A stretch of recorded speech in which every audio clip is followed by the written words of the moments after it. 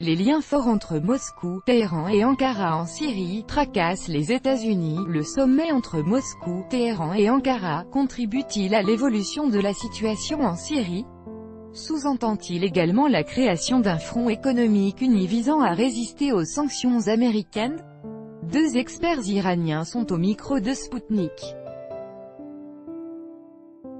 Le sommet russo-turco-iranien qui s'est déroulé ce vendredi à Téhéran pourrait avoir des implications fondamentales pour le règlement du conflit syrien, estime Hassan Hanizadeh, politologue iranien, expert du Moyen-Orient.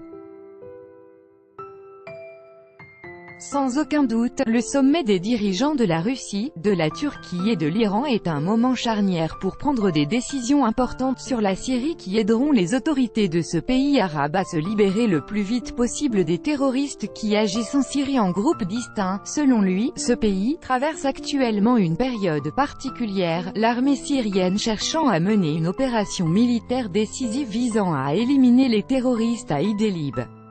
Par ailleurs, les États-Unis et certains autres pays occidentaux et leurs alliés régionaux s'efforcent de l'empêcher, souhaitant que la ville d'Idlib demeure un bastion des groupes terroristes.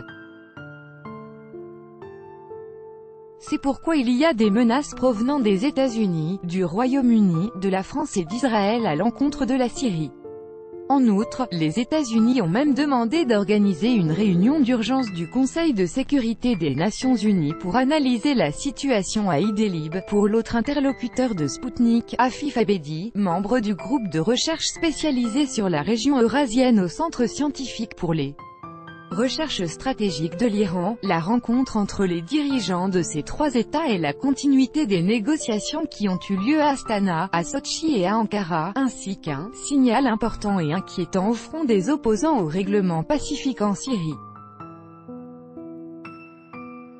Comme on le sait, une coopération fructueuse entre Moscou, Téhéran et Ankara en Syrie tracasse les États-Unis, a-t-il souligné. Hassan Hanizadeh a en outre indiqué que les dirigeants de la Russie, de la Turquie et de l'Iran auraient pu aborder la question du renforcement des relations commerciales et économiques de leur pays pour riposter aux sanctions américaines. Probablement, cette stratégie économique s'appuiera sur le refus total du dollar dans le commerce de ces pays et sur la désignation d'une devise alternative. Donc, se passera une riposte aux actions agressives de Trump à l'encontre de ces pays.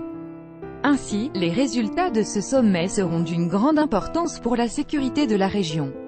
En outre, un front économique fort qui pourra affronter les sanctions de Trump sera créé.